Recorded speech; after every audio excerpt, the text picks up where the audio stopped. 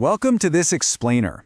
I'm absolutely thrilled you're joining me today because we're about to step straight inside the massive, history-drenched gates of Chittorgarh, right in the heart of Rajasthan. You know, this isn't just a place on a map. It's a literal monument to incredible human resilience. Let's get right into it. Okay, let's dive into this. What does a 700-acre fortress actually look like? I really want you to try and imagine towering high above the landscape, looking down at a structure so vast it almost defies belief. We're talking about India's finest fort, a sprawling bastion covering an unbelievable 700 acres. To put that into perspective, you could easily fit hundreds of city blocks right inside its walls. And the crazy thing is, it doesn't just spread outwards, it pushes upwards. This fortress sits proudly atop a hill, rising a staggering 180 meters high. Let's just say attacking this place meant skipping leg day was absolutely not an option. It's a sheer, commanding elevation that made Chittorgarh an imposing, nearly impregnable architectural marvel for centuries. It literally forced the rest of the world to look up to it. Here's our roadmap for today. We've got 1. Welcome to Chittorgarh Fort. 2. A tumultuous royal history. 3. Towers, palaces, and museums. 4. Sacred temples and shrines. 5. Legends of Rajput bravery. And finally, 6. Wildlife and natural wonders. Welcome to Chittorgarh Fort, entering the gates. So, as we virtually cross the threshold today, you have to understand that every single stone here resonates with stories of Rajputana bravery, pride, and passion. But it's not just ancient, dusty history. It's a living, breathing experience. If you visit today after sunset, the fort's dramatic light and sound show completely bridges the centuries. They use DMX-controlled LED lights and a booming 5.1 surround sound system to beautifully depict the fort's foundation, its rulers, and the epic battles that were fought right where you'd be standing. It's a real game changer. Let's move on to Section 2, a tumultuous royal history, the scars of war. To really understand Chittorgarh, you have to understand its unbelievable resilience through some truly devastating sieges.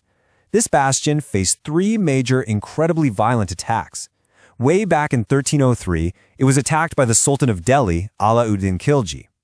Fast forward to 1533, and Bahadur Shah, the Sultan of Gujarat, caused immense destruction. Then, a few decades later, in 1568, the Mughal Emperor Akbar attacked and actually seized it. And it wasn't until 1616, under Mughal Emperor Jahangir, that this legendary fort was finally handed back to the Rajputs. Section 3. Towers, palaces, and museums. Architectural wonders built in victory. When the fighting finally stopped, the building began. And this brilliantly illustrates the two sides of the fort's identity, with 2 magnificent monuments. On one hand, we've got the Vijay Stump, or the Tower of Victory. Maharana Kumbha built this between 1440 and 1448 AD to celebrate his military triumphs over Malwa in Gujarat.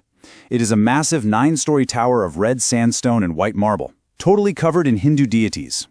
Now contrast that with the Kirti Stump, the Tower of Fame, from the 12th century. A wealthy Jain merchant built this one. It's 7 stories tall, dedicated to the first Jain Tirthankara, Adanathji, and features these intricate figures of Jain monks. 2 completely distinct motivations, resulting in 2 breathtaking towers. Surrounding these towers, you've got the royal residencies. There's the Fateh Prakash Palace, a stunning example of Rajput architecture that now actually works as a government museum, housing everything from Basi's village woodcrafts to ancient weapons. Then you have the Rana Kumbha Palace. This is a massive, ruined edifice that carries some really heavy historical weight. Beneath it lie underground dungeons where historians estimate the incredibly tragic sacrifices of Jauhar took place.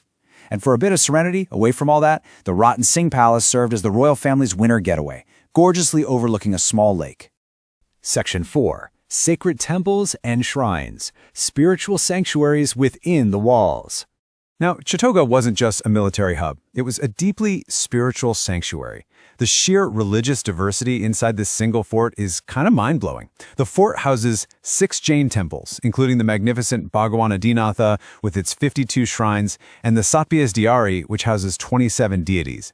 Then you have the fascinating Kalika Mata Temple, Get this, originally built in the 8th century to worship the sun god, it was actually rebuilt in the 14th century and dedicated to goddess Kali, the ultimate symbol of power and valor. Oh, and we absolutely can't forget the beautifully designed Meera Bai temple, rising from a raised plinth in that classic North Indian style. This is where the ardent devotee of Lord Krishna actually worshipped.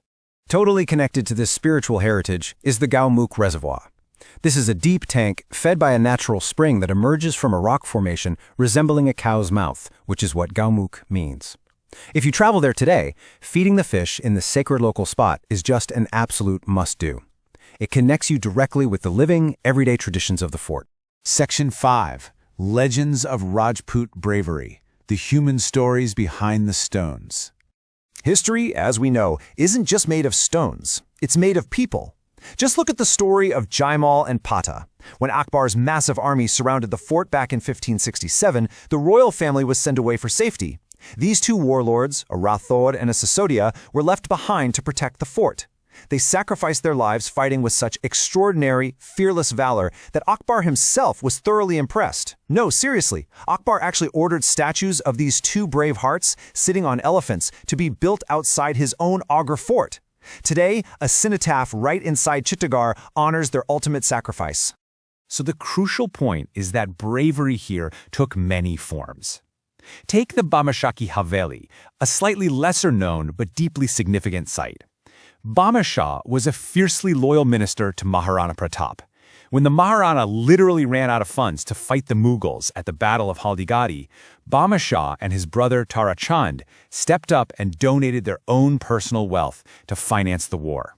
Their financial sacrifice was every bit as vital to Rajputana pride and survival as any combat on the battlefield. And you know, this region's rich history extends far beyond Chittorgarh too. Just a bit further out, we find the Chittorgarh Fort. Believed to date all the way back to the 2nd century, it is perched 200 feet high on a steep slate ridge surrounded by the Chambal and Brahmani rivers. It's so breathtaking that the British historian Colonel James Todd famously declared that if he were offered any estate in Rajasthan to choose from, he would undoubtedly choose Chittorgarh. Section 6. Wildlife and Natural Wonders. Beyond the fortress walls. Exiting those huge stone monuments, we enter a lush, vibrant natural world. The ecosystems out here are incredibly diverse. Just 5 kilometers from Basi village is the Basi Wildlife Sanctuary. Once a royal hunting ground for the rulers of Mewar, it's now a safe haven for leopards, wild boars, and those magnificent Saras cranes.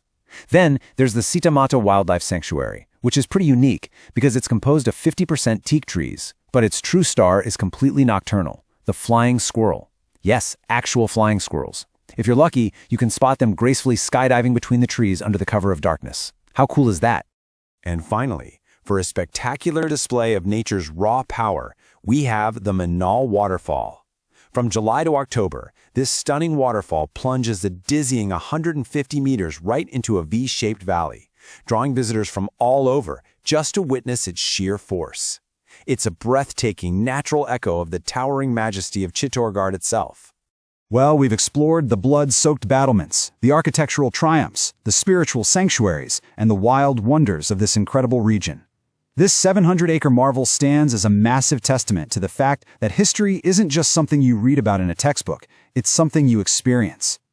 So my final question to you is this: when will you step through the massive gates of Chittorgarh and write your own chapter in its enduring history?